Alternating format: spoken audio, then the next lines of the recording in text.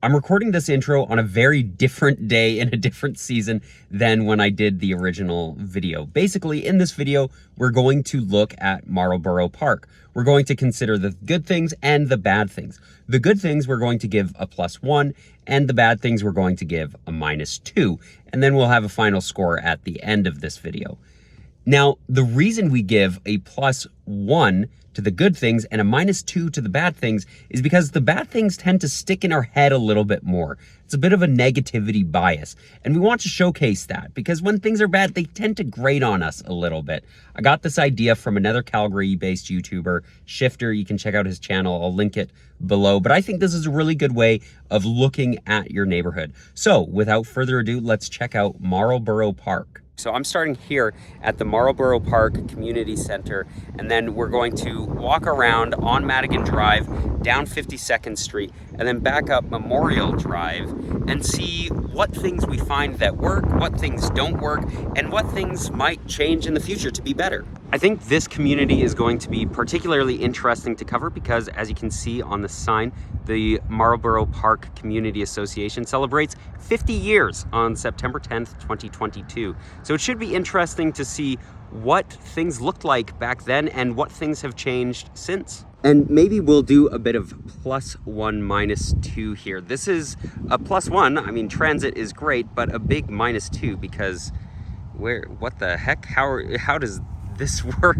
This is not accessible at all. This is just a grass plot for transit. We'll take a quick break from the wind here and look at this bus shelter. There is a bench, obviously with hostile design, you can't quite get too comfortable here.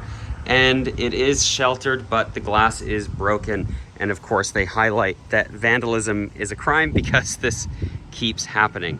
That's a big -2, but at least you can see that the platform is a little bit more accessible. Well, I mean, it has pavement, but how are you supposed to get here? Now, the lack of sidewalk is not the only -2 about this bus stop. There's also no ramp. If somebody had a mobility aid, they would find it difficult or impossible to get up to this bus stop. And what's even worse is there is no painted crosswalk on the other side of the street to get access to this.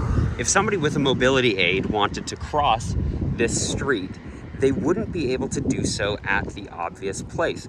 They'd actually have to go down to the driveways of the back alleys and cross the street there before continuing on their wheeling. Now, of course, this area gets a -2 for no bike lanes, no bike gutters, no sharrows, nothing of the sort, but a +1 for at least indicating which routes are safe or ideal for cyclists to be taking on their travels. Here is a +1 for having a playground zone. Now in Calgary, what's interesting is that we only have playground zones. We don't have school zones. It keeps things a lot simpler. Make sure people are driving slower in these areas. That said, a -2 for no traffic calming measures. The road doesn't tighten, nothing changes. It's just the speed limit. Something I should mention before we get on to the rest of the video and move on from this area is this playground. There is a playground here. There's a large field, baseball diamond. There's even some multi-use pathway all around the community and connected to the fields of 2 schools and not far from another one. Those are a couple big +1s for me, despite, well, a -2 for the older playground not having the same accessibility as some of the new infrastructure around the city. One of the most important things when building a humane city is accessibility for all ages and abilities. Now, this crosswalk area that I'm about to show you is the perfect example of things that work and things that don't work as well. First of all, we have a big +1 for this tactile strip at the crosswalk, and another +1 for a painted crosswalk. This helps with visibility, protecting pedestrians from those big dangerous things we drive called cars and trucks. Now, big -1 for the other side not syncing up and not having the tactile strip. Now, that corner does have a tactile strip, and this corner looks like it is meant to be a crosswalk, but it doesn't even have a slope. So this intersection is a perfect example of things that do work and things that don't work. On my left here, you'll see the great example of how density doesn't have to be skyscrapers, and it doesn't have to be cheap or ugly as well. These townhomes are beautiful, well done, and well kept up as well. I need to give a big -2 for this post holder. It's not even a post for, there's not even a sign here, but this post holder is still here. This isn't hostile design, it's really just lack of design. On a hot day like today, it is a delight to have a little bit of shade. Now, this community benefits from being an older neighborhood and having more mature trees. But this is something important to consider when planning and when planting your own garden as well. This crossing here has been updated within just the last couple weeks to have the tactile strips and have a slope. So these tactile strips are a big +1. Happy to see the city updating things. You can see 2 bus stops in this shot here where people are waiting in the shade. That's a failure on the city and on Calgary Transit. And of course, I have to give a big -2 for the loud trucks and vans passing by in the last clip. This is a huge -2. First of all, how is somebody who is in a wheelchair or another mobility aid supposed to get down here, let alone past the gates on the other side? This is poorly maintained infrastructure and not accessible at all. Okay, but I will give a +1 for there being any permeability in the street at all. A trash can at a transit stop. Now that is also a good thing. That's a +1. Simple things like this can help keep the city beautiful and clean. Now at this intersection, I want to highlight something that we see at most intersections, even with the tactile strips. And that is that these cutouts are kind of diagonal into the intersection. Now for me, that's fine. I can walk straight no matter what. But if I were in a wheelchair, I would have to go out and almost into the intersection before being able to straighten out and cross. I will be doing another video on another neighborhood called Wolf Willow, where they do something significantly better, significantly safer, and more user-friendly as well.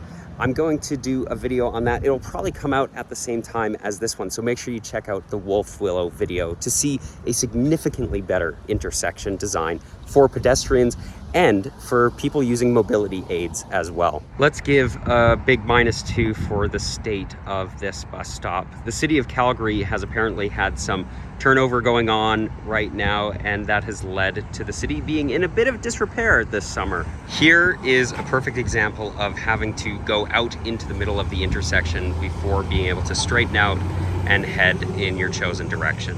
We've been giving a lot of -2s, and deservedly so. Things are looking pretty bleak, but I will give a +1 for this. The sidewalk is at least pretty separated from 52nd Street here from the cars. And as you can see, there's plenty of room for a future bike lane, a bus lane, or even an LRT. Growing up, I learned early on that sidewalks were not wide enough for everybody.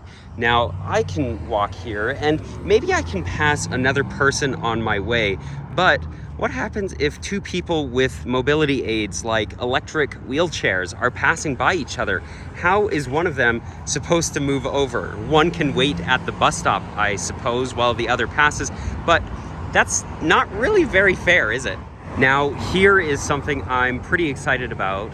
It's not the loud cars, no, it's actually this diamond here.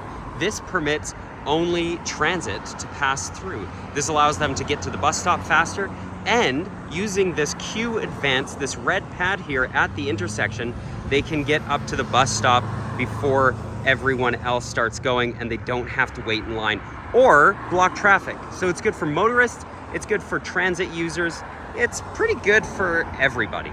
All right, things have been pretty good and we've had some +1s, but here's a -2, and you might be wondering why. This is a multi-use pathway, is it not? Like that's fantastic. Well, yeah, it is great, except that it ends right there, which also wouldn't be a huge issue, but in the city of Calgary, cyclists have to use multi-use pathways, bike lanes, cycle tracks, or sharrows if those things are available to them. Otherwise, they are perfectly allowed to drive on every single road treated as a vehicle except for on Deerfoot Trail, the highway that cuts through the city.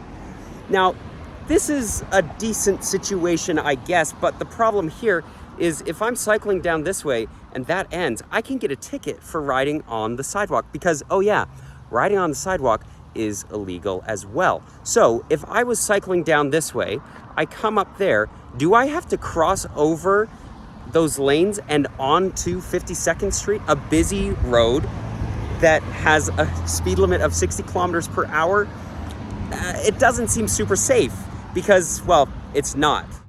I am going to give a +1 for these pedestrian crossings. These lights help give visibility to people. That includes children, the elderly, anyone crossing the street. It's also great for at night when maybe visibility isn't so great. Crosswalks are great, and this one is significantly better than some of the others we've looked at.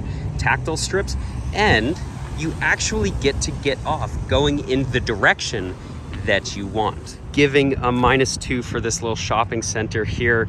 It is mostly parking lot. Not a fan. One +1 that I should add as well is that there is grocery stores that are a walkable distance from pretty much everywhere in this neighborhood.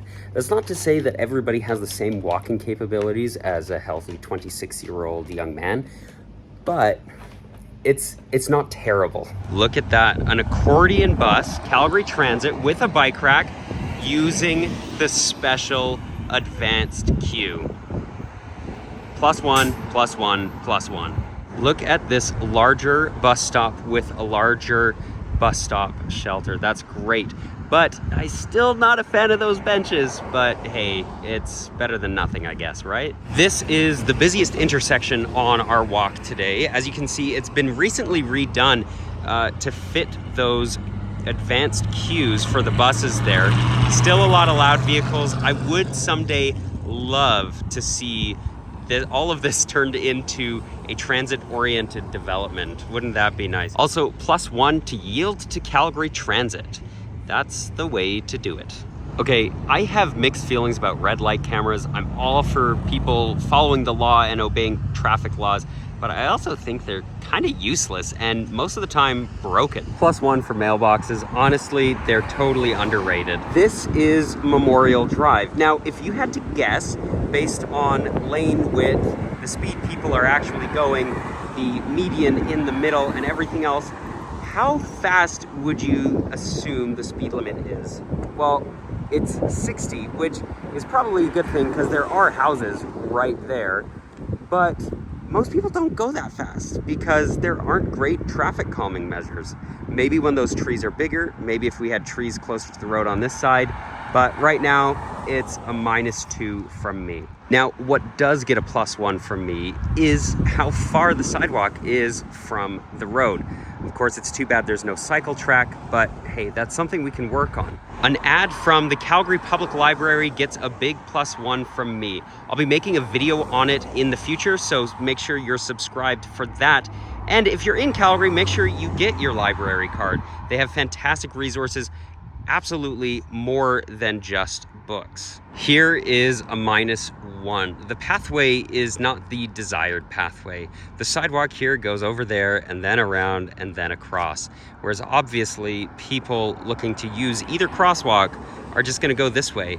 And if they're not wheeling, they're probably just gonna go straight across. +1 for permeability. This takes you into some of the quieter streets in the neighborhood, which are more comfortable to walk around than along these busy truck, loud-filled streets.